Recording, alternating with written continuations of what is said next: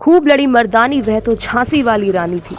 सन 1857 का समय था। अंग्रेज अपना आधिपत्य देश भर में जमाने को आतुर थे। उन्होंने झांसी की रानी लक्ष्मीबाई की भी पेशवाई खत्म कर दी थी और उन पर अनेक मनमानी शर्तें लगा दी थी।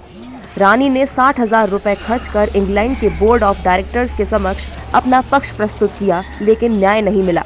इतना ही नहीं, सर ह्यूज रोज विशाल सेना लेकर 22 मार्च 1858 को झांसी के निकट आ पहुंचा। चंदेरी पर कब्जा करके वह झांसी की ओर आक्रमण करने के लिए बढ़ा। अंग्रेजी सेना के आने से पूर्व ही रानी लक्ष्मीबाई ने झांसी के चारों ओर दूर दूर तक के सारे इलाकों को जनशून्य कर दिया था, ताकि अंग्रेजों को रसद नहीं मिल सके।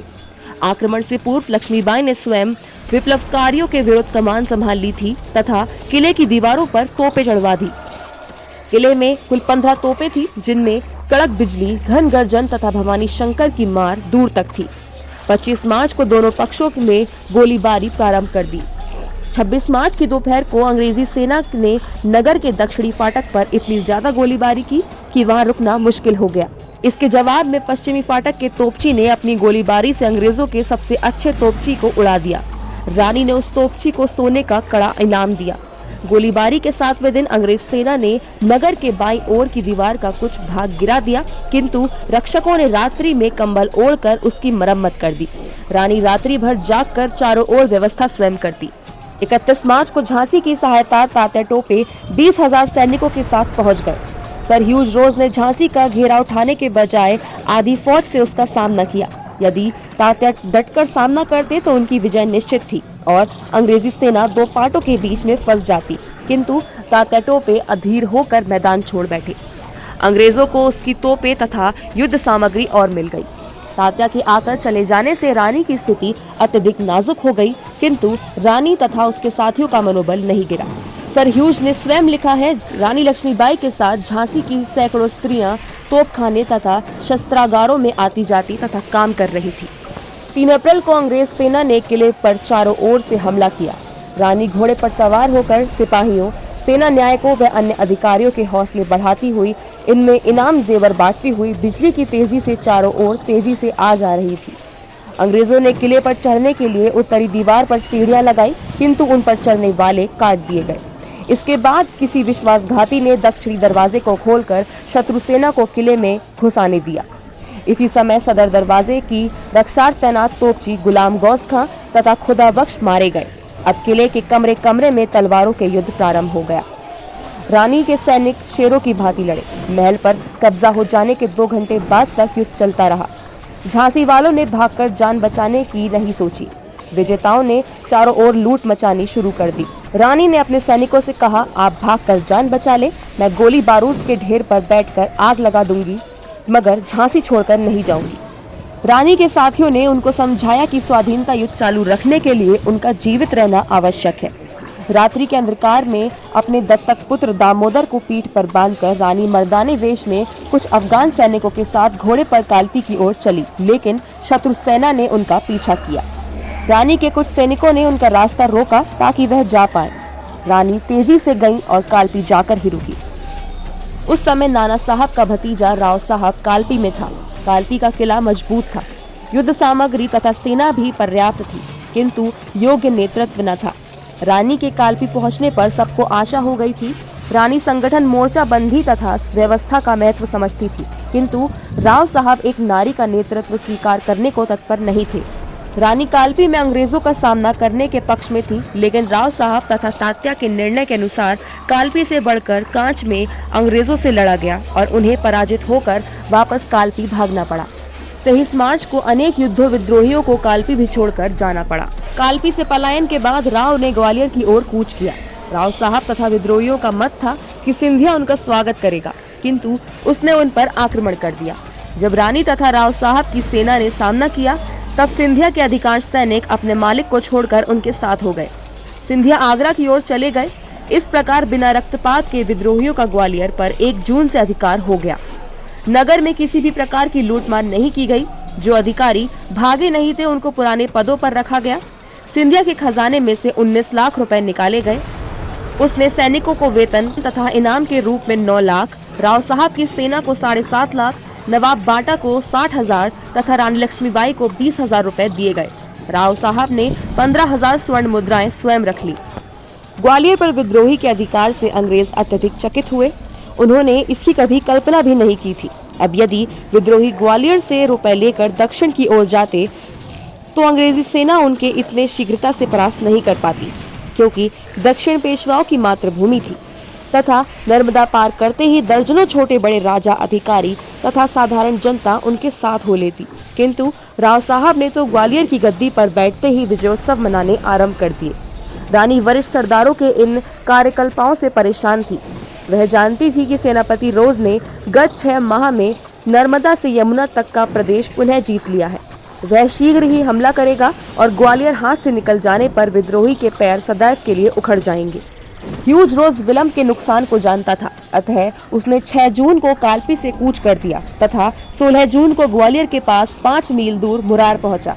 वहां विद्रोही की सेना ने तात्या टोपे के सेनापतित्व में उसका सामना किया। विद्रोही सेना के पांव उखड़ गए। राव साहब घबरा गए। रानी लक्ष्मीबाई ने फिर एक बार सेना के नए जीवन का संचार किया। उन्होंने सेना की व्यूह रचना की तथा ग्वालियर नगर के पूर्व फाटक की रक्षा कर भार संभाल लिया।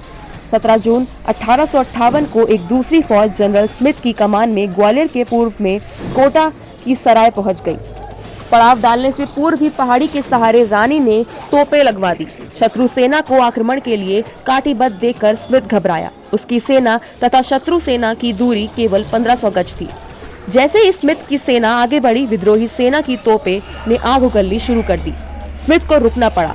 उसने घुड़सवार तथा पैदल सैनिकों को आगे बढ़ाया, किंतु रानी के नेतृत्व में विद्रोही सेना ने इतनी भयंकर मारकाट मचाई कि अंग्रेज को 17 जून 1858 को पीछे हटना पड़ा। मर्दानी पोशाक में घोड़े पर सवार रानी ने पूरे रणक्षेत्र पर छाई रही तथा 20 शत्रु सैनिकों को उसकी तलवार के वार से यमलोक पहुंचा दिया। उनकी प्रिय सहेलियां काशी तथा मंदरा उनके साथ थी। 18 जून 1858 का दिन था। उस दिन पूर्वी मोर्चे पर जनरल स्मिथ की सहायता सर ह्यूज रोज ने भी की। प्रातः वह रणक्षेत्र पर अपनी सहेलियों के साथ थी। उस समय आसपास लगभग 500 सैनिक थे। इतने में ही आक्रमण की सूचना मिली। वह घोड़े पर चढ़ शत्रु सैनिकों की ओर लपकी। उनके मुंह में घोड़े की रास तथा दोनों हाथों में तलवारें थी। उनकी एक ओर काशी तथा दूसरी ओर मंदरा तलवारें चला रही थी। रानी की सेना कई भागों में शत्रु सेना के साथ भिड़ गई। उसके सैनिकों की संख्या निरंतर कम होती जा रही थी। वह शत्रु सेना को चीरती हुई आगे बढ़ रही थी। उनके सैनिक भी उनकी वीरता तथा निडरता से प्रभावित होकर शत्रुओं का संहार करने लगे। शत्रु सैनिक आधुनिकतम हथियारों से सुसज्जित थे तथा युद्ध विधा में प्रशिक्षित थे, जबकि रानी की सैनिकों में अधिकांश के पास पुराने हथियार थे। उनमें पेशेवर योद्धा कम तथा मातृभूमि के लिए जीवन की आहुति देने के इच्छुक व्यक्ति अधिक थे। ऐसे में 23 वर्षीय रानी कब तक सर ह्यूज रोज जैसे तपे हुए सेनापति से मुकाबला करती, जो कि गत 40 वर्षों में मिस्र से मुरार तक सैकड़ों युद्ध लड़ चुका था। व्यक्तिगत वीरता व साहस में रानी का कोई बराबरी नहीं कर सकता था, किंतु उसके सैनिक तथा साथी अनुभवहीन थे। कई घंटों तक भयंकर मारकाट हुई। अंत में रानी के सैनिकों के पैर उखड़ गए। शत्रु सैनिकों ने उन्हें चारों ओर से घेरना प्रारंभ कर दिया। उनके पास 15-20 घुड़सवार तथा दोनों सहेलियां ही रह गईं। उन्होंने घोड़े को सरपट दौड़ाया तथा शत्रु सेना को चीरकर अपनी सेना के मुख्य भाग की ओर दौड़ी। शत्रु सैनिक उनके पीछे लपके, किंतु वह तलवार से रास्ता बनाती बढ़ती चली। अचानक एक गोली उनकी सहेली मंदिरा को आके लगी तथा वह उसी समय मर गई। रानी ने तलवार से एक वार से उस अंग्रेज को खत्म कर दिया जिसने मंदिरा को मारा था। रानी फिर आगे बढ़ी। सामने एक नाला था।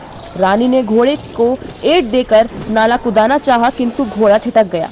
पिछले युद्ध में उनके कई घोड़े मर चुके थे, अतः यह घोड़ा नया था।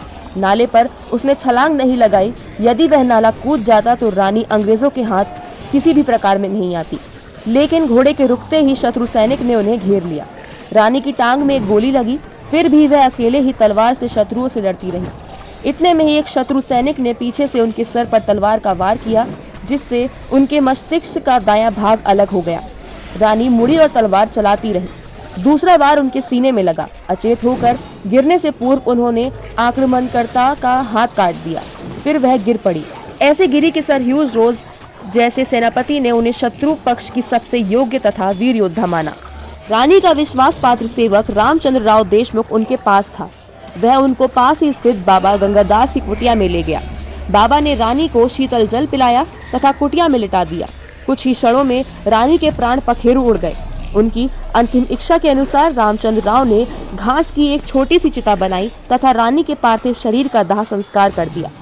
जब शत्रु सैनिक रानी की तलाश में वहां पहुंचे तब उनके हाथ कुछ न लग पाया। वहां तो कुछ अस्थियां मात्र शेष थी। मन ही मन नारी शौर्य की प्रतीक रानी लक्ष्मीबाई के प्रति होते हुए शत्रु सैनिक वहां खाली हाथ लौट गए। आज भी नारी शौर्य का प्रसंग चलते ही झांसी की रानी लक्ष्मीबाई का नाम अनायास ही सामने आ जाता है। यदि आप अपना टैलेंट बंजारा बीट्स के साथ शेयर करना चाहते हैं तो 1 मिनट का वीडियो हॉरिजॉन्टल में बनाकर इन नंबरों पर भेजें। और हाँ, बंजारा बीट्स चैनल को सब्सक्राइब और लाइक करना न भूलें।